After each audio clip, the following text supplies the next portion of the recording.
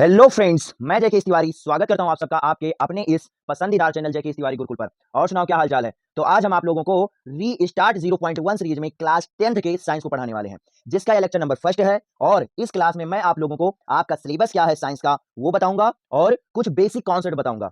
क्योंकि जब आपको बेसिक कॉन्सेप्ट और आपका सिलेबस मालूम रहेगा तो आपकी जो पढ़ाई है वो अच्छे से होगी। आपको यह मालूम रहेगा कि आखिर हमें पढ़ना क्या है और क्या नहीं पढ़ना। नहीं तो आप वो भी पढ़ोगे जो आपको नहीं पढ़ना और वो भी पढ़ोगे जो आपको पढ़ना है। तो इस वजह से होगा क्या कि आपका जो सिलेबस है वो खत्म होने पर ज्यादा समय लगेगा और आप अच्छे से स्टडी अपनी कर भी नहीं पाओगे। तो यदि आप हमारे चैनल पर नए हो तो चैनल को सब्सक्राइब कर दो और वीडियो पसंद आए तो उसे लाइक भी कर दो तथा नोटिफिकेशन को ऑल पर सिलेक्ट कर दो ताकि स्टडी रिलेटेड कोई भी वीडियो आए तो उसका नोटिफिकेशन सबसे पहले आप तक पहुंचे और सबसे पहले आप उसे देखकर अच्छी अपनी पढ़ाई कर सको। और यदि आपको यह क्लास पसंद आती है तो क्या आपको फीडबैक मिला है वह हमें आप जरूर से जरूर बताओ। और इस क्लास को अपने उन फ्रेंडों के पास शेयर करो जो स्टडी करना चाहते हैं और जो कुछ पैसे के कारण अपनी अच्छी स्टडी नहीं कर सकते, क्योंकि यह जो क्लास है वो यूट्यूब पर एकदम क्या फ्री है। और यदि आपकी इच्छा है, अगर हम YouTube पर इतना आप लोगों के लिए कर रहे हैं तो ऐप पर हम कितना अच्छा आप लोगों के लिए कर रहे होंगे। तो यदि आपकी इच्छा है कि हमें पेड क्लास में ज्वाइन होना है तो आप पेड क्लास में भी ज्वाइन हो सकते हो, जिसका जो फीस है वो बहुत ही कम है। ओनली वन आपको 99 रुपीज देना है। अगर आपको उसमें ज्वाइन होना है तो आप अंत तक रुकिए, क्या प्रोसेस है क्या नहीं प्रोसेस वो सारा का सारा हम आप लोगों को बता देंगे। अंत तक रुकिए, प्रोसेस किससे आप किस हिसाब से आप जुड़ोगे हमारी क्लास में और किस हिसाब से नहीं जुड़ोगे ये सारा का सारा आप लोगों को बता दिया जाएगा। तो आपका ज्यादा समय ना बर्बाद करते हुए हम आपकी क्लास को स्टार्ट करते हैं। मगर उससे पहले आप लोगों के लिए एक मोटिवेशनल थॉट है कि जो पानी से नहाएगा वो केवल लिबास बदलेगा, जो पानी से नहाएगा वो केवल लिबास बदलेगा, और जो पसीने से नहाएगा वो संपूर्ण इतिहास बदलेगा, वो संपूर्ण इतिहास बदलेगा। यानी कि जो पढ़ेगा वो केवल पास होगा और जो मेहनत से पढ़ेगा वो बोर्ड एग्जाम में अच्छा से अच्छा मार्क्स लेकर आएगा। तो आप लोग खुद डिसाइड कर लो कि आपको केवल पढ़कर पास होना है कि मेहनत से पढ़कर अच्छा मार्क्स लेकर आना है। तो आपका समय ज्यादा ना बर्बाद करते हुए हम क्लास को स्टार्ट करते हैं। तो यह री स्टार्ट 0.1 सीरीज में क्लास 10th की साइंस का जो लेक्चर है वो क्या लेक्चर लेक्चर नंबर नंबर क्या फर्स्ट है। ये क्या है लेक्चर नंबर फर्स्ट है। और इसमें मैं आप लोगों को क्लास क्लास 10th की साइंस क्लास 10th की क्या साइंस साइंस पढ़ाने वाला हूं। और किसके लिए? हिंदी माध्यम के बच्चों के लिए। ये मैं आप लोगों के हिंदी माध्यम के बच्चों के लिए पढ़ाने वाला हूं, मगर जो कॉन्सेप्ट होता है वो लगभग सेम ही होता है। तो अगर इच्छा हो तो इंग्लिश माध्यम के बच्चे भी देख सकते हैं, केवल उन्हें क्या करना पड़ेगा, थोड़ा ट्रांसलेट करना पड़ेगा, बस कॉन्सेप्ट लगभग सेम ही होता है। तो सबसे पहले मैं बताऊंगा कि आपका सिलेबस क्या है। तो आप लोग हेडिंग डाल लीजिए सिलेबस। और एक बात आपसे मैं रिक्वेस्ट करता हूं कि अगर आपको अधिक से अधिक समझना है, हर एक टॉपिक समझना है, तो आपको रफ और पेन लेकर ही बैठना पड़ेगा। क्यों? क्योंकि जब आप फील करोगे कि टीचर हमारे सामने है, हमें सामने आकर पढ़ा रहा है, तब आपको ज्यादा बेहतर मिलेगा। नहीं तो अगर आप केवल वीडियो देखोगे तो हो सकता है आपको अच्छे से समझ में ना आए। तो आप लोग अच्छे से रफ और पेन लेकर बैठ जाइए और हमारे साथ साथ नोट बनाइए। जब आप नोट साथ में बनाओगे तो आपको दोबारा तिबारा मेहनत नहीं करनी पड़ेगी, नहीं तो आपका टाइम ज्यादा से ज्यादा खर्च होगा, है ना। तो क्या करोगे आप? हेडिंग डालोगे पहला सिलेबस सिलेबस सिलेबस, है ना। तो आपका जो सिलेबस है क्या साइंस वाला, जो साइंस वाला सिलेबस है वो क्या है कि जो आपका चैप्टर नंबर फर्स्ट है, चैप्टर नंबर फर्स्ट तो आप लोगों को पता होगा ही क्योंकि इतना तो आप लोग पढ़ ही चुके होंगे। चैप्टर नंबर जो फर्स्ट है वो है हमारा क्या रासायनिक रासायनिक अभिक्रियाएं अभिक्रियाएं एवं एवं समीकरण, रासायनिक अभिक्रियाएं एवं समीकरण। उसके बाद में जो हमारा सेकंड है वो है अम्ल अम्ल क्षारक क्षारक एवं एवं लवण लवण, अम्ल क्षारक एवं लवण। और उसके बाद में जो हमारा तीसरा है वो है धातु धातु एवं अधातु धातु एवं अधातु। उसके बाद में जो चौथा है हमारा वो है जाकर कार्बन कार्बन कार्बन एवं एवं उसके उसके यौगिक यौगिक, या आप अगर कहना चाहो तो इसे एक शब्द में बोल सकते हो क्या, कार्बनिक यौगिक कार्बनिक कार्बनिक यौगिक यौगिक, है ना। जो हमारा कार्बन एवं उसके यौगिक है इसे आप एक शब्द में कार्बनिक यौगिक भी बोल सकते हो। उसके बाद में जो हमारा पांचवा चैप्टर है, जो हमारा चैप्टर नंबर 5 है वो है जैव प्रक्रम। क्या? जैव जैव प्रक्रम जैव प्रक्रम। और उसके बाद में जो हमारा चैप्टर नंबर 6 है, जो हमारा क्या चैप्टर नंबर 6 है वो है नियंत्रण एवं समन्वय। क्या? नियंत्रण नियंत्रण एवं एवं समन्वय समन्वय नियंत्रण एवं समन्वय। उसके बाद में जो हमारा चैप्टर नंबर 7 है वो है जीव जनन कैसे करते हैं। जीव जीव जनन जनन कैसे करते हैं, जीव जनन कैसे करते हैं, या आप अगर इसे एक शब्द में बोलना चाहो तो इसे आप बोल सकते हो डायरेक्ट क्या, प्रजनन। प्रजनन यानी कि जो जीवों के जनन की जो प्रक्रिया होती है उसे क्या बोला जाता है, प्रजनन बोला जाता है। तो यहाँ पर क्या है, जीव जनन कैसे करता है अर्थात प्रक्रिया के बारे में बताया जाएगा, तो आप एक शब्द में इसे क्या, प्रजनन भी बोल सकते हो। उसके बाद में जो हमारा चैप्टर नंबर 8वां है, जो हमारा चैप्टर नंबर 8वां है वो है अनुवांशिक अनुवांशिक अनुवांशिक अनुवांशिकता एवं अनुवांशिकता एवं एवं जैव विकास, जैव विकास, जैव विकास, या यदि आप इसे भी एक शब्द में बोलना चाहो तो ओनली वन, केवल आप अनुवांशिकता, अनुवांशिकता ही बोल सकते हो। क्यों? अच्छा, मैं आपको डबल डबल लिखा रहा हूँ। डबल डबल मैं इसलिए लिखा रहा हूँ कि हो सकता है किसी बच्चे के बुक में ये वाला नाम दिया गया हो या किसी बच्चे के बुक में ये वाला नाम दिया गया हो, तो आप इसको ये बोल सकते हो, इसको ये बोल सकते हो और इसको ये बोल सकते हो। परेशान होने की कोई भी आवश्यकता नहीं है। ये नहीं होना चाहिए कि सर जी नहीं, ये तो हमारे चैप्टर में ये है ही नहीं, हमारे बुक में ये चैप्टर, तो परेशान होने की आवश्यकता नहीं है, आप बड़े आराम से इसे बोल सकते हो वही। और उसके बाद में हमारा जो चैप्टर नंबर 9 है, जो हमारा क्या, चैप्टर नंबर 9 है, चैप्टर नंबर हमारा 9, 8 वहां तक हो गया, ये 9 क्या, प्रकाश का परावर्तन एवं अपवर्तन, प्रकाश प्रकाश का परावर्तन परावर्तन एवं एवं क्या, अपवर्तन अपवर्तन अपवर्तन, दिखाई पड़ रहा है ना, हाँ, प्रकाश का परावर्तन एवं अपवर्तन। उसके बाद में जो हमारा 10वां चैप्टर है वो है मानव नेत्र एवं रंग बिरंगा संसार, मानव मानव नेत्र, मानव नेत्र एवं रंग रंग बिरंगा बिरंगा बिरंगा संसार संसार।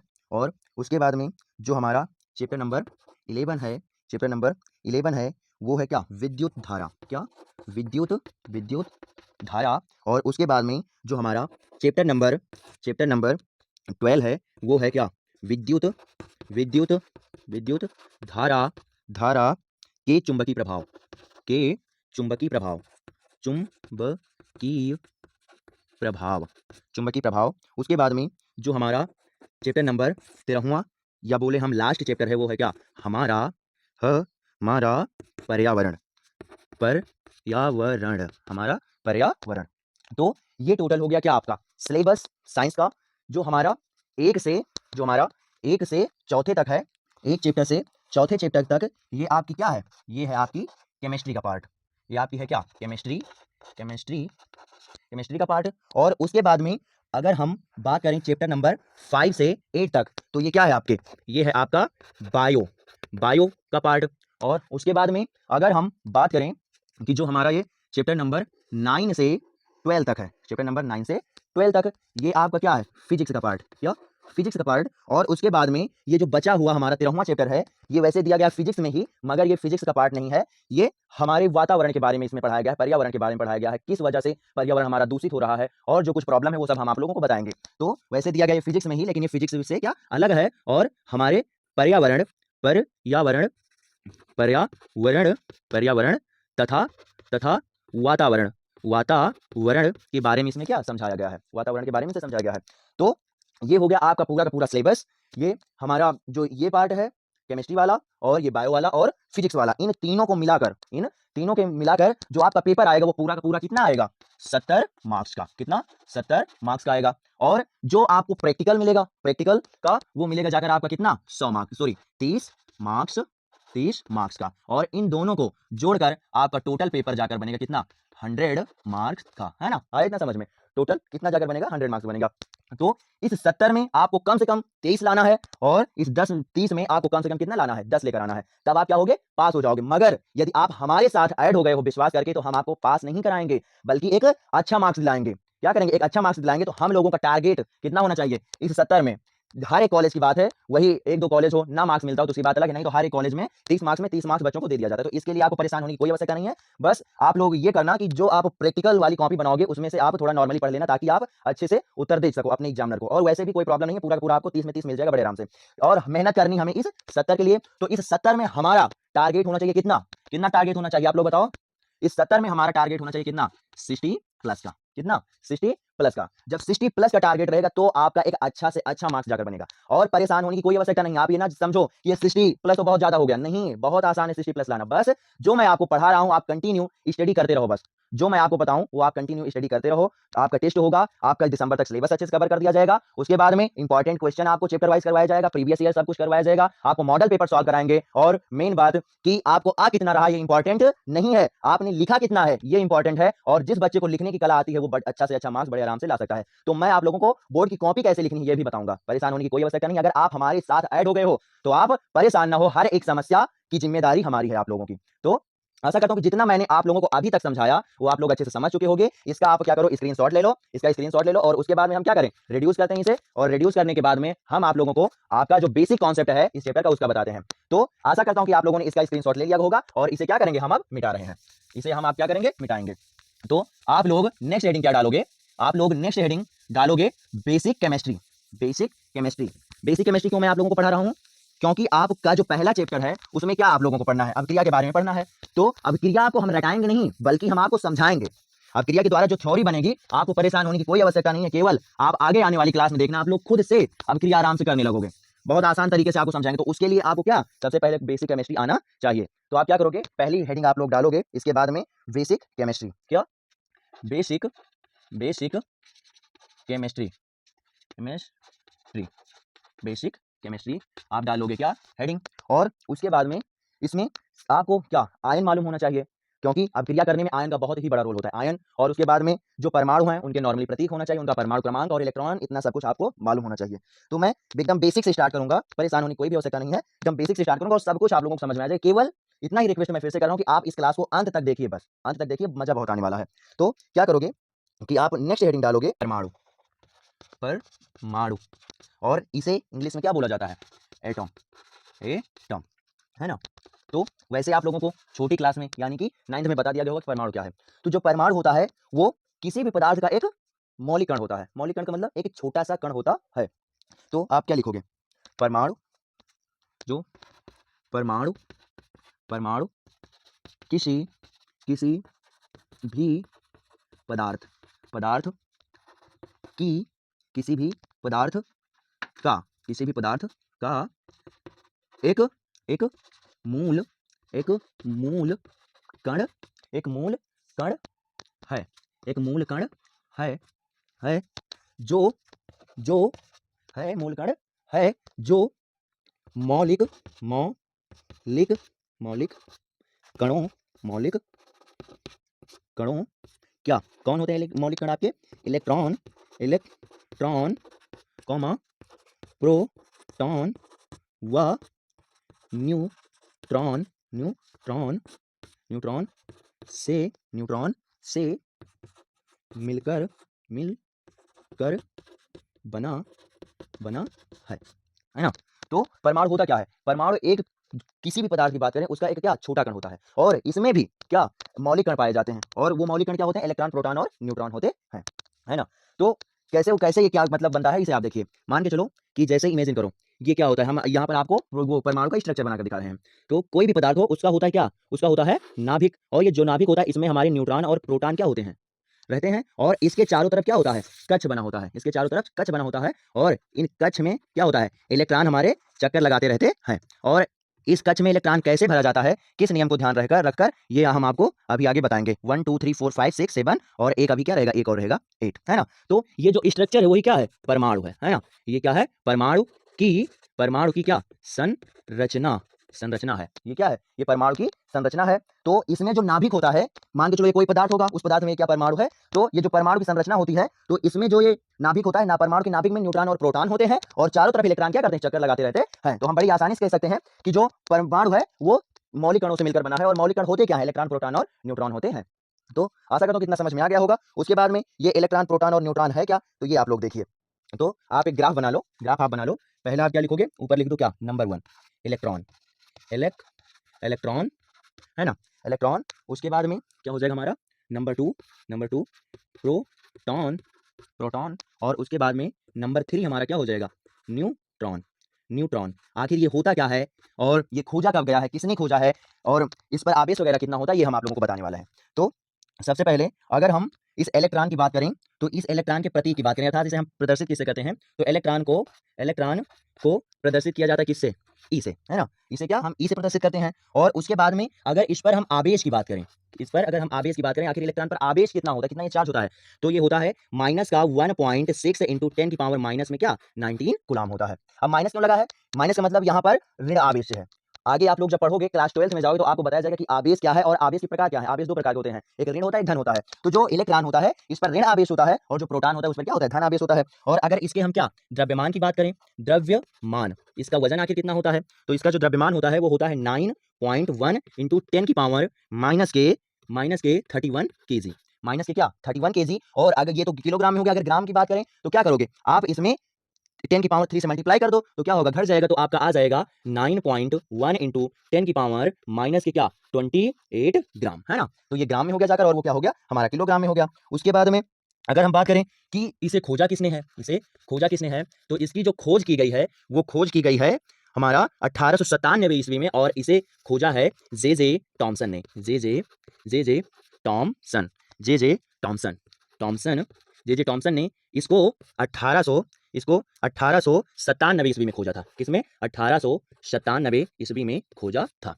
तो आशा करता हूँ कि इतना तो आप लोगों को अच्छे समझ में आ गया है। और उसके बाद में हम क्या प्रोटॉन की बात करें, प्रोटॉन की अगर हम बात करें तो जो प्रोटॉन है इसे हम लोग प्रदर्शित करते हैं प्रतीक, इसे प्रोटॉन को प्रदर्शित किया जाता है स्मॉल के पी से। और उसके बाद में अगर हम इस पर आवेश की बात करें, आवेश तो इससे पहले ही हमने आपको बताया था कितना होता है, प्लस का 1.6 इंटू 10 की पावर माइनस के क्या 19 कूलाम, यानी इस पर क्या 1.6 इंटू 10 की पावर माइनस के 19 कूलाम धन आवेश होता है। उसके बाद में अगर हम इसके द्रव्यमान की बात करें, क्या द्रव्यमान की बात करें तो द्रव्यमान इस पर होता है जाकर 1.67 इंटू 10 की पावर 27 केजी, 10 की पावर क्या 27 केजी। और उसके बाद में अगर इसे आप ग्राम में लिखना चाहो तो क्या करो, 10 की पावर 3 से मल्टीप्लाई कर दोगे तो 10 की पावर 3 क्या होगी, इससे घट जाएगी, अर्थात आ जाएगा तुम्हारा 1.6 इंटू 10 की पावर कितना बनेगा जाकर 24 ग्राम। और उसके बाद में अगर खोजकर्ता की बात करें, आखिर इसे खोजा किसने है, तो ये प्रोटॉन जो है इसको रदरफोर्ड नामक वैज्ञानिक ने सन 1919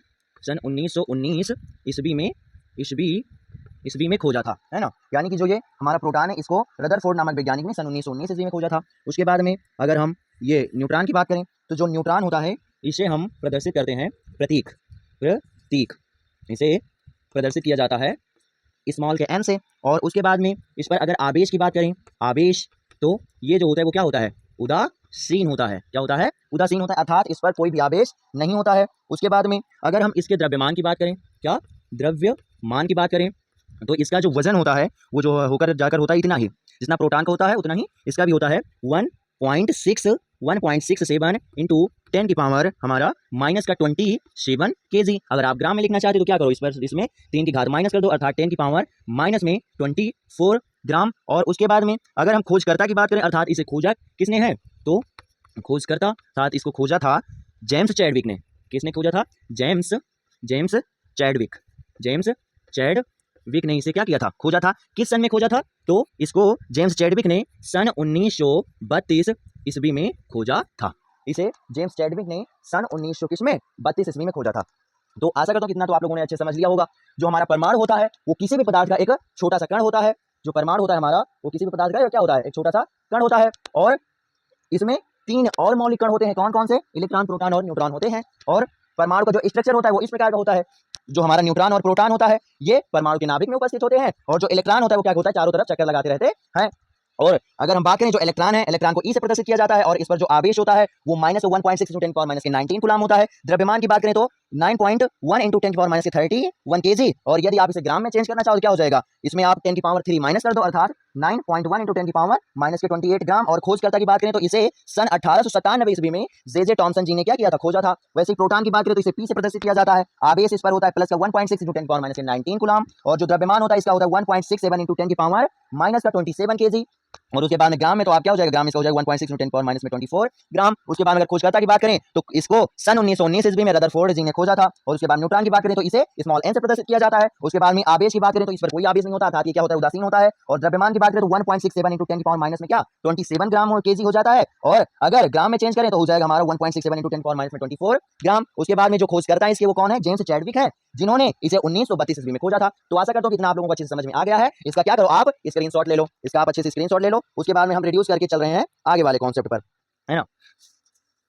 तो आशा करता हूं कि इसका आप लोगों ने क्या स्क्रीनशॉट ले लिया होगा। बात और, अगर क्लास आप लोगों को पसंद आई है तो क्लास को लाइक जरूर से जरूर कर दो। क्लास को जब लाइक कर दोगे तो ज्यादा बेहतर रहेगा, हमको भी मोटिवेशन मिलेगा इस क्लास को देखकर। और इस क्लास को सभी बच्चों तक शेयर करो, क्यों इतनी संख्या कम है भाई क्लास में बच्चों की, संग शेयर करो इस क्लास को। नेक्स्ट हेडिंग रहेगी क्या, परमाणु क्रमांक। क्या, परमाणु परमाणु क्रमांक, क्रमांक परमाणु क्रमांक। तो ये होता क्या है परमाणु क्रमांक, इसको आप लिखोगे किसी किसी परमाणु परमाणु परमाणु के नाभिक नाभिक में उपस्थित उपस्थित उपस्थित उपस्थित प्रोटॉनों उपस्थित प्रोटॉनों प्रोटॉनों की संख्या, प्रोटॉनों की संख्या संख्या को प्रोटॉनों की संख्या को क्या परमाणु परमाणु क्रमांक कहते हैं। संख्या को परमाणु क्रमांक कहते कहते हैं। इसे जेड से प्रदर्शित किया जाता है। इसे किसे, जेड जेड से प्रदर्शित प्रदर्शित किया किया जाता जाता है। यानी कि जो हमारा परमाणु क्रमांक है इसे हम जेड से प्रदर्शित करते हैं, और किसी तत्व में या परमाणु में कितने हमारे न्यूट्रॉनों की संख्या है, कोई भी तत्व हो उसमें जो परमाणु उसमें न्यूट्रॉनों की संख्या कितनी उपलब्ध है, वही संख्या जाकर आपकी क्या परमाणु क्रमांक कहलाती है। और अब यहाँ पर देखिए, जैसे कि मान के चलो जो हमारा, अगर इसे हम सूत्र में लिखना चाहें तो जो हमारा परमाणु क्रमांक होता है क्या, परमाणु क्रमांक क्रमांक यानी कि जो जेड होता है वो बराबर होता है किसके, जाकर प्रोटॉनों की संख्या के, प्रोटॉनों की संख्या के, यानी कि प्रोटॉनों प्रोटॉनों की संख्या। यानी कि कोई भी तत्व हो, पदार्थ हो, उसमें जो परमाणु हैं और उस परमाणु में जो प्रोटॉन की संख्या है वो कितना है, उसी के अकॉर्डिंग उसी के बराबर जाकर होता है क्या परमाणु क्रमांक, है ना। तो इतना आप लोगों को समझ में आ गया हो। जैसे मान चलो एग्जांपल की हम बात करें, एग्जांपल ही कर लें, एग्जांपल की बात। तो जैसे मान चलो जो सोडियम होता है, सोडियम उसका जो परमाणु क्रमांक होता है उतना कितना होता है, 11 होता है। यानी कि ये जो सोडियम है, इस सोडियम में जो हमारे प्रोटॉनों की संख्या है, जो क्या प्रोटॉनों प्रोटॉनों प्रोटॉनों की जो संख्या है वो कितनी है, जाकर 11 है। बताओ आया समझ में कि नहीं, है ना। वैसे ही अगर हम क्लोरीन की बात कर लें, क्लोरीन का क्या होता है, 17 होता है। तो जो क्लोरीन है, क्लोरीन इसमें अगर हम बात करें कि जो प्रोटॉनों की संख्या है, प्रोटॉनों की संख्या वो कितनी है, 17 है। बताओ आया समझ में कि नहीं, है ना। आगे समझने है ना अच्छे से। तो आप क्या करोगे, अब इसका आप स्क्रीनशॉट ले लो और उसके बाद में हम आगे बताएंगे आप लोगों को क्या इलेक्ट्रॉनिक विन्यास। तो इसका आप लोग क्या स्क्रीनशॉट ले लीजिए। अब यह आप लोग समझ लीजिए कि जो हमारा इलेक्ट्रॉनिक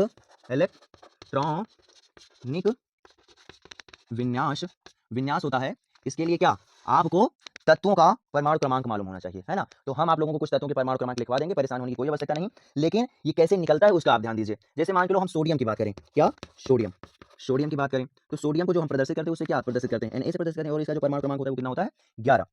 तो जो इलेक्ट्रॉनिक विन्यास होता है इसका जो नियम है, जैसे मान लो इसका हम स्ट्रक्चर बनाना चाहें तो जैसे देखो क्या हो जाएगा, हमारा हो जाएगा ये नाभिक, और इस नाभिक में क्या न्यूट्रॉन और प्रोटॉन उपस्थित होंगे, और क्या जो हमारा दूसरा कक्ष है, जो बाहर वाले कक्ष, इसमें क्या होंगे, इलेक्ट्रॉन लगाएंगे चक्कर। तो पहले वाले ये पहला कक्ष हो जाएगा, ये दूसरा कक्ष हो जाएगा, इसके बाद में तीसरा कक्ष जिसे हम KLM, और इसके बाद में एक और कक्ष आता है N से, इन्हें प्रदर्शित किया जाता है। तो ज्यादा हम बेसिक नहीं चलेंगे, नहीं तो क्लास आपकी लंबी हो जाएगी, है ना। तो होता क्या है कि जो ये हमारे इलेक्ट्रॉन है, अर्थात जो परमाणु क्रमांक है, परमाणु क्रमांक जो होता है वो इलेक्ट्रॉन की संख्या के बराबर भी होता है। अभी इससे पहले तो हमने आपको परमाणु क्रमांक को प्रोटॉनों की संख्या के बराबर बताया था, लेकिन इलेक्ट्रॉनों की संख्या के बराबर भी होता है। तो जो ये 11 है, यानी कि इसका परमाणु क्रमांक 11 है, अर्थात इसमें इलेक्ट्रॉनों की संख्या भी 11 है। तो इन्हीं इलेक्ट्रॉनों की संख्या को इस कक्षों में भरना ही क्या कहलाता है, इलेक्ट्रॉनिक विन्यास कहलाता है। बस इतना आप लोग समझिए।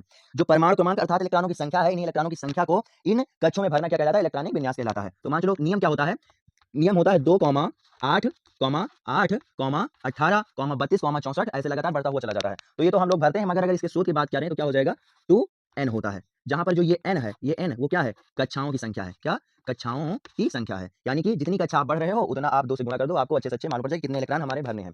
लेकिन क्या करता है, भरते हम इसी बेस में हैं, इसी बेस में हमें भरा जाता है ना। तो मान लो पहले कक्ष में क्या हो जाएगा, 2 हो जाएगा, 2 हो गए। उसके बाद में लास्ट वाले में कितना होना चाहिए, लास्ट वाले में हमारा कितना होगा, जाकर लास्ट वाले में हो जाएगा कितना 8, तो हो गया हमारा 1 2 और 3 और ये हमारा 4 5 6 7 और ये हो जाएगा कितना 8 और उसके बाद में अब आप ऐड कर लो 8 2 10 एक बचा हुआ है ना, ये क्या हो जाएगा आपका 11 हो जाएगा। बताओ आया समझ में नहीं? तो जो हमारा इलेक्ट्रॉनिक विन्यास होता है, इलेक्ट्रॉनिक विन्यास, इलेक्ट्रॉनिक विन्यास, वो सोडियम की अगर बात करें, सोडियम की तो क्या हो जाएगा 2,8,1। बताओ आया समझ में कि नहीं?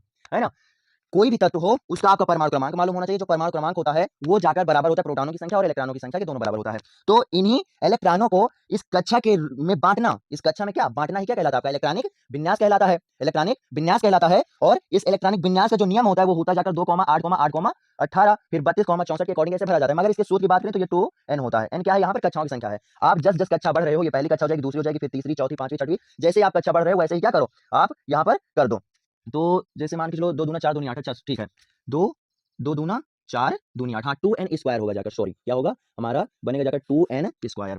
पहला रखोगे तो आ जाएगा हमारा 2 ही, दूसरा रखोगे तो कितना आ जाएगा 8 आ जाएगा, फिर यहाँ पर 18 होना चाहिए लेकिन हम सेकंड वाला भी पहले 18 ही लेते हैं, परेशान होने कोई वजह नहीं, ये हो गया। अगर जैसे मान चलो हम इलेक्ट्रॉनिक विन्यास की बात करें किसकी, क्लोरीन की, तो हमारा जो क्लोरीन होता है, क्लोरीन वो क्या होता है Cl और इसका जो परमाणु क्रमांक होता है वो कितना होता है 17 होता है, 17 होता है ना। तो आप क्या लिखोगे इसका 2,8,7, 2,8, क्या 7 है ना, इस प्रकार से होता है। अगर इसका स्ट्रक्चर की बात करें तो क्या हो जाएगा, मान के चलो आप ऐसे बना दोगे, आप इलेक्ट्रॉन और प्रोटॉन अंदर है, सॉरी न्यूट्रॉन और प्रोटॉन अंदर है, दो ये हो जाएगा और ये लास्ट वाला हो जाएगा। उसके बाद में ये मान चलो एक और हो जाएगा इसी में, है ना। तो पहले वाले में 2 और बाहर वाले में कितना 8 हो जाएगा, 3 4 5 हमारा 6 हो गया, 7 हो गया और ये 8 हो गया और बचे हुए 7, बाहर वाले में 1 2 3 4 5 6 और ये क्या हो जाएगा हमारा बचा हुआ 7 हो जाएगा। यानी कि ये इलेक्ट्रॉनों की संख्या को ही इन कक्षाओं में क्या विभक्त करना ही क्या कहलाता है हमारा इलेक्ट्रॉनिक विन्यास कहलाता है। ये क्या है, ये चित्र वाला इलेक्ट्रॉनिक विन्यास है, ये और ये क्या है एकदम इलेक्ट्रॉनिक विन्यास ही है ना। इसे क्या बोला जाता है चित्रानुसार इलेक्ट्रॉनिक विन्यास करना। और ये क्या है आपका ओनली वन इलेक्ट्रॉनिक विन्यास। तो क्या हो जाएगा 2,8,7 और इसी में हम आपको ये मालूम होना चाहिए किस तत्व, जब आप क्रिया तब कर पाओगे जब आपको ये पता होगा किस तत्व पर कितना आवेश होता है जाकर, है ना, कितना आवेश होता है। तो आवेश हम कैसे निकालते हैं, जो ये बाहर वाली कक्षा है, जो ये बाहर वाली कक्षा है, तो इसे हम क्या करें संतुष्ट कर दें। संतुष्ट करने का मतलब कि पहले में 2 होता है, फिर 8 होता है, फिर 8 होता है, फिर 18 होता है, फिर 32 64 ऐसे लगातार बढ़ता रहता है। तो हम ऐसा क्या करें कि पूरा का पूरा इलेक्ट्रॉन हमें कक्षा में मिल जाए। जैसे मान लो इमेजिन करो, ऐसे एग्जांपल से आप समझो, जैसे इसमें क्या है एक इलेक्ट्रॉन अधिक है ना, एक इलेक्ट्रॉन क्या अधिक, तो ये संतुष्ट कब होगा, या तो इसमें 7 और ऐड होकर ये 8 हो जाए, या तो ये एक क्या करे निकल जाए। तो जो संख्या अधिक होगी यानी कि लाने वाली संख्या कम होगी तो हम लेकर आएंगे, और निकालने वाली संख्या अधिक होगी, सॉरी लाने वाली संख्या कम होगी तो हम लेकर आएंगे, और निकालने वाली संख्या कम होगी तो हम क्या करेंगे निकालेंगे। तो जैसे देखो यहाँ पर हम 7 नहीं ला सकते लेकिन एक निकाल सकते हैं ना, तो हम क्या करेंगे एक इलेक्ट्रॉन जो सोडियम होता है वो क्या करता है, एक इलेक्ट्रॉन क्या करता है निकाल देता है, एक इलेक्ट्रॉन निकाल देता है और निकाल कर क्या ये Na+ बनाता है ना, जिसे और जब प्लस बनाएगा तो उसे क्या बोलते हैं हम, जब प्लस बनाता है तो उसे हम बोलते हैं क्या धनावेश, है ना। जब प्लस बनाता है तो उसे क्या बोलते हैं धनावेश। और फिर ये क्या होता है आयन में भी परिवर्तित हो जाता है ना। क्या होता है प्लस, इसने एक इलेक्ट्रॉन निकाला तो इस पर क्या धन आवेश हो गया, और जब धन आवेश हो जाता है, जब इलेक्ट्रॉन और जो हमारा इलेक्ट्रॉन और प्रोटॉनों की संख्या अलग अलग हो जाती है तो उसे क्या बोलते हैं हम आयन बोलते हैं। जैसे मान लो अभी यहाँ ये जो सोडियम है यहाँ पर इलेक्ट्रॉन और प्रोटॉनों की संख्या क्या थी बराबर थी, यहाँ पर एक इलेक्ट्रॉन निकल गया ना, तो अब इलेक्ट्रॉन और प्रोटॉनों की संख्या तो बराबर है नहीं, अब यहाँ पर क्या प्रोटॉनों की संख्या क्या अधिक हो गई है। तो जब इलेक्ट्रॉन निकल जाता है, जब इलेक्ट्रॉन हमारा क्या होता है निकल जाता है, तो इलेक्ट्रॉन जब निकल जाएगा तो धन आवेश बनता है, इसीलिए क्या हम इसे धन आयन बोलते हैं। और यहाँ पर देखो क्लोरीन जो है यहाँ पर हम 7 निकाल नहीं सकते लेकिन एक ला सकते हैं ना, तो क्या करेंगे एक ले आएंगे, और एक जैसे ले आएंगे तो क्या होगा हमारा ये क्या है क्लोरीन है, इसमें जो क्या होता है एक इलेक्ट्रॉन क्या होता है ऐड हो जाता है, फिर ऐड होगा तब क्या होगा इलेक्ट्रॉनों की संख्या अधिक हो जाएगी, तो ये क्या होगा माइनस हो जाएगा, है ना। ये +1 और ये -1 और -1 है, तो इसलिए इसे क्या बोलेंगे, इस पर ऋण आवेश आ जाता है, इस पर क्या धन आवेश आया है, इस पर ऋण आवेश आया है, सॉरी धनावेश ऋण आवेश से पढ़ना पड़ो, इस पर ये +1 है, धनावेश इस पर आया तो इसे क्या बोलेंगे हम धनायन बोलेंगे, क्या धनायन। और इस पर माइनस आवेश आया ऋण आवेश आया तो इसे क्या बोलेंगे हम ऋणायन बोलेंगे, क्या बोलेंगे ऋणायन, है ना, क्या बोलेंगे ऋणायन बोलेंगे। तो आशा करता हूं कितना आप लोगों को अच्छे समझ में आ गया, और बाई चांस अगर समझ में नहीं आया तो एक बार इस क्लास को बैक कर लो, दोबारा देख लो, अच्छे से एकदम मक्खन हो जाएगा हर एक टॉपिक, है ना। तो इसका आप स्क्रीनशॉट ले लीजिए, और उसके बाद में हम आपको कुछ आयनों को लिखवाए दे रहे हैं, उसके बाद में हम आपको बताएंगे कि आखिर जो हमारा अणुसूत्र है वो कैसे बनता है और अक्रिया कैसे बनती है। तो इसे आप अच्छे से लिख लीजिए, है ना। तो आशा करता हूं कि इसका आप लोगों ने क्या किया होगा स्क्रीनशॉट ले लिया होगा। अब इसे हम क्या करेंगे मिटाएंगे, है ना। तो इसे हम आपको क्या कर रहे हैं मिटा रहे हैं। अगर बाई चांस टॉपिक नहीं समझ में आया है तो एक बार आप क्या करो इसे बैक कर लो, फिर एकदम अच्छे से समझ में आ जाएगा। तो आप एक तरफ क्या लिखोगे धनायन, आप एक तरफ क्या लिखोगे धनायन धनायन, और दूसरी साइड आप क्या लिखोगे ऋणायन, है ना। एक साइड आप लिखोगे धनायन और दूसरी साइड ऋणायन लिखोगे, बस ज्यादा नहीं, थोड़ा लिखवाएंगे, उसके बाद में जैसे हमें आवश्यकता पड़ेगी वैसे आपको हम चैप्टर में सिखा देंगे। तो मान लो जैसे जो हमारा क्या सोडियम होता है, जो हमारा क्या सोडियम होता है, सोडियम इसे हम Na से प्रदर्शित करते हैं, जो सोडियम होता है इसे हम क्या Na से प्रदर्शित करते हैं, और इस पर क्या +1 का चार्ज होता है, इसलिए क्या हम इसे बोलते हैं ये धनायन होगा जाकर। उसके बाद में हमारा हमारा जो क्या मैग्नीशियम होता है, मैग्नीशियम सॉरी मैग मैग्नीशियम है ना, मैग्नीशियम होता है, इसे Mg से प्रदर्शित किया जाता है और इस पर क्या होता है +2 का चार्ज होता है, ये भी धनायन हो गया जाकर। उसके बाद में अगर हम एल्यूमिनियम की बात कर लें, क्या एल्यूमिनियम है ना, एल्यूमिनियम की बात कर लें तो इसे Al से प्रदर्शित किया जाता है और इस पर क्या +3 का चार्ज होता है, ये भी क्या हो जाएगा तुम्हारा धनायन ही हो जाएगा। और उसके बाद में अगर हम कैल्शियम की बात करें, तब कैल्शियम है ना, कैल्शियम की बात करें तो ये भी क्या होता है, इलेक्ट्रॉन त्याग देता है, और जब इलेक्ट्रॉन त्याग देता है तो कितने इलेक्ट्रॉन त्यागता है, 2 इलेक्ट्रॉन त्याग कर क्या होता है धनायन बनाता है, अर्थात Ca+2 हो जाता है। और एक बात ध्यान रखना, धनायन जो बनाते हैं क्या हम बोलते हैं, धातु बोलते हैं। जो हमारा चैप्टर नंबर 3 है धातु और आधात, उसमें आप लोगों को अच्छे समझाया जाएगा, जितने भी तत्व इलेक्ट्रॉन त्याग कर धनायन बनाते हैं उन्हें क्या बोला जाता है, धातु बोला जाता है। और इधर ऋणायन की बात करें, हमारा जो क्या ऋणायन होता है, तो ऋणायन में हमारा आ जाता है, जैसे मान चलो क्लोरीन है ना, जो हमारा होता है वो क्लोरीन, ये इलेक्ट्रॉन त्याग कर -1 बनाता है। और उसके बाद में नाइट्रेट ले लें, नाइट्रेट ये भी इलेक्ट्रॉन त्याग कर क्या होता है -1 बनाता है, और सॉरी नाइट्रेट NO3 है ना, NO3। और उसके बाद में अगर हम बात करें इसमें क्या सल्फर जो होता है, सल्फर सल्फर नहीं सल्फेट है, सल्फेट SO4 ये 2 इलेक्ट्रॉन ग्रहण कर लेता है, तो ये भी ऋणायन बनाता है। और उसके बाद में अगर हम हाइड्रोक्साइड आयन की बात करें, ये भी क्या ये क्या कहता है, इलेक्ट्रॉन लेकर ये क्या करता है, ये भी ऋणायन ही बनाता है ना। तो इसे क्या बोला जाता है, इसे क्लोरीन ही बोलते हैं हम, क्लोरीन बोलते हैं इसे। और इसे क्या बोला जाता है, नाइट्रेट नाइट्रेट है ना, इसे क्या बोलते हैं हम, सल्फेट बोलते हैं, सल्फेट सल्फेट बोलते हैं। और ये क्या होता है हमारा हाइड्रोक्साइड साइड है ना, हाइड्रोक्साइड होता है। बस बेसिक काफी है, ज़्यादा परेशान ना हो, जितना कुछ जरूरत होगी उसको हम आपको एक क्रम से बता देंगे है ना।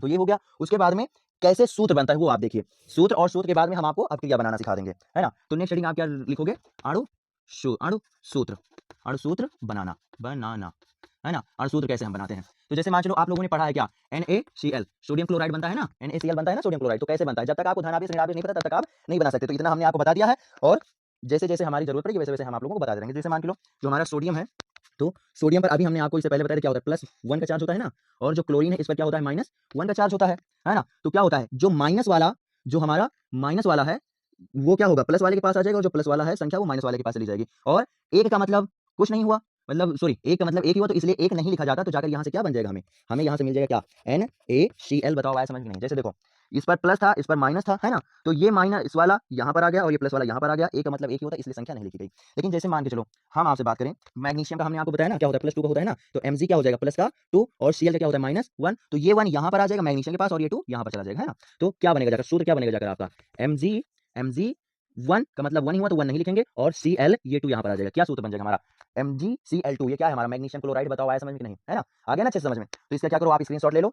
आपको धन और ऋण आवेश आना चाहिए, धन आवेश ऋण आवेश आपको मालूम है, तो आप बड़े आसानी से क्या करते हो, सूत्र बड़े आसानी से बना सकते हो। बताओ आया समझ में कि नहीं, आ गया ना समझ में। इसका आप क्या करो, स्क्रीनशॉट ले लो, और उसके बाद में हम आपको बताएंगे कि जो हमारी रासायनिक अभिक्रिया होती है वो कैसे होती है। यहाँ पर आपको हम नॉर्मली रासायनिक अभिक्रिया करना बता देंगे, और फिर रासायनिक अभिक्रियाओं के प्रकार, समीकरण वगैरह सब आपको चैप्टर नंबर 1 में बताया जाएगा है ना। तो इसका आप लोग स्क्रीनशॉट ले लीजिए। आशा करता हूँ कि आपने इसका स्क्रीनशॉट ले लिया होगा, और इसे हम क्या करते हैं, मिटा रहे हैं है ना। तो इसे हम क्या करेंगे, अब मिटाएंगे, और उसके बाद में आप क्या करोगे, नेक्स्ट हेडिंग डालोगे रासायनिक अभिक्रिया, रासायनिक अभिक्रिया है ना। तो आपकी क्या हो जाएगी, रासायनिक अभिक्रिया, रासायनिक अभिक्रिया। एक बात और, कंफ्यूज मत होना, ये रासायनिक अभिक्रिया हम क्या आपको करना सिखा रहे हैं, कैसे होता है। जैसे मान चलो इमेजिन करो कि यही हम अगर NaCl बनाना चाहिए, कैसे बनेगा, तो सबको पता है जो NaCl कैसे बनेगा, सोडियम और क्लोरीन से ही तो बनेगा ना। तो हमने क्या किया, सोडियम ले लिया, Na ले लिया, और प्लस में क्या किया हमने, क्लोरीन ले लिया, क्या Cl ले लिया, सोडियम ले लिया और क्लोरीन ले लिया। अब सबको पता है कि इस पर +1 का चार्ज होता है, समझो कैसे, इस पर होता है +1 का चार्ज और इस पर होता है -1 का चार्ज। तो जब अभिक्रिया होगी तो क्या होगा, ये 1 यहाँ पर आ जाएगा, ये 1 यहाँ पर आ जाएगा, और हमें बड़े आसानी से मिल जाएगा NaCl जो क्या होता है हमारा सोडियम क्लोराइड होता है। मगर एक बात ध्यान रखना कि ये जो हमें करना है ये केवल माइंड में करना है, ये आप +1 और -1 यहाँ पर नहीं लिखोगे। बताओ आया समझ में नहीं। अगर आपसे कोई बताए, कहे कि मान के चलो इसमें कौन से क्या धना है, क्या कौन सा ऋणायन है, कौन सा धनायन है, तो जो हमारा सोडियम है आपको पता ही है, सोडियम इलेक्ट्रॉन निकालता है तो ये क्या हो जाएगा, धनायन हो जाएगा, और ये हो जाएगा ऋणायन है ना। और अगर ये दोबारा टूटेगा किसी कारणवश, ये अगर टूटेगा तो ये कैसे टूटेगा, ये Na+ में और Cl- में जाकर टूटेगा, ऐसा समझ में नहीं। वैसे ही अभी हमने आपको मैग्नीशियम क्लोराइड वाला भी बताया, तो आप क्या करोगे, मैग्नीशियम क्लोराइड ले लो, Mg, और प्लस में हमारा क्या Cl है ना। लेकिन एक बात और, हाँ एक बात ध्यान रखना, जो क्लोरीन होता है Cl वो केवल क्लोरीन का प्रतीक है, मगर हम लोग अक्रिया करेंगे तो क्लोरीन गैस से कराएंगे, इसलिए आपको क्या करना पड़ेगा, यहाँ Cl2 लेना पड़ेगा है ना। तो अब अक्रिया बैलेंस किया जाता है, क्यों किया जाता है, कैसे किया जाता है, ये आपको हम चैप्टर नंबर 1 में आगे आने वाले लेक्चर में बताने वाले हैं, परेशान होने की कोई आवश्यकता नहीं है। तो क्या करोगे, क्लोरीन को 2 करने के लिए हमें यहाँ पर मल्टीप्लाई किया जाएगा, अब सोडियम भी क्या इनबैलेंस हो गया, तो यहाँ पर हम क्या करेंगे, मल्टीप्लाई कर देंगे। उसके बाद में हम क्या करेंगे, क्लोरीन गैस ले लेंगे। अब जब अक्रिया होगी तो आप समझो, इस पर +2 का चार्ज होता है और इस पर -2 का चार्ज होता है, तो ये 1 इस मैग्नीशियम के पास आ जाएगा, और ये मैग्नीशियम वाला +2 क्या होगा, क्लोरीन के पास चला जाएगा। यहाँ पर 2 है, उसकी बात अलग है, ये कंफ्यूज मत होना।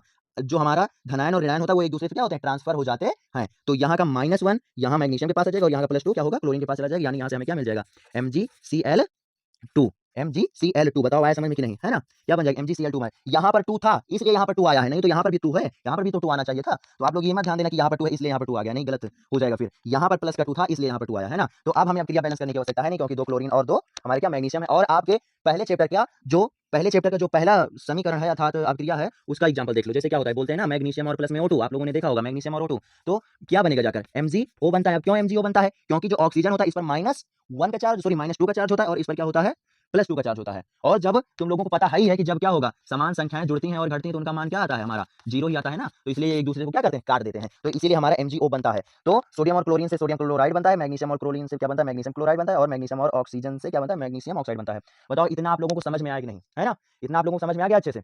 तो ये था आपके चैप्टर नंबर 1 की बेसिक क्लास, बेसिक केमिस्ट्री। इतना अगर आप लोगों को आ रहा है, आपको अणुसूत्र बनाने आ रहा है, आपको इलेक्ट्रॉनिक विन्यास करना आ रहा है और आपको रासायनिक अभिक्रिया सॉल्व करना आ रहा है, वैसे परेशान होने की आवश्यकता नहीं, हम आप लोगों को अच्छे से बताएंगे, परेशान मत हो, है ना? तो अगर आप लोगों को इतना सब कुछ आ रहा है तो आप बड़े आराम से पहला चैप्टर में जो अभिक्रिया होंगी उन्हें बड़े अच्छे से समझ सकते हो। इसका आप लोग स्क्रीनशॉट ले लो अगर ना लिया हो तो। और आशा करता हूं कि जितना मैंने आप लोगों को अभी तक पढ़ाया वो अच्छे से आप लोगों को समझ में आ गया है। और यदि आपको यह क्लास पसंद आई है तो क्लास को लाइक जरूर कर दो, और जाहिर सी बात है कि अगर आप यहाँ तक क्लास को देखते हुए आए हो तो क्लास तो पसंद आई है ना? तो क्लास को लाइक कर दो, और यदि आप चैनल पर नए हो तो चैनल को क्या करो, सब्सक्राइब कर दो, और इस क्लास को उन बच्चों के पास जरूर से जरूर शेयर करो जो किसी छोटे से पैसे के कारण अपनी स्टडी नहीं कर पा रहे हैं। क्यों? क्योंकि ये हमारी सारी की सारी मेहनत आप लोगों को यूट्यूब पर एकदम फ्री मिलेगी, है ना? तो आशा करता हूँ कि सब कुछ आपको समझ में आ गया होगा। फिर से वही बात, अगर आप नए हो तो चैनल को सब्सक्राइब करके नोटिफिकेशन ऑल पर सेलेक्ट कर दो, ताकि स्टडी रिलेटेड कोई भी वीडियो हो तो सबसे पहले आप तक पहुंचे। ओके, फिर बाय बाय बच्चों, चलते हैं और फिर मिलेंगे आप लोगों को अगले दिन इसी विषय के एक नई क्लास के साथ। ओके, बाय बाय बच्चों।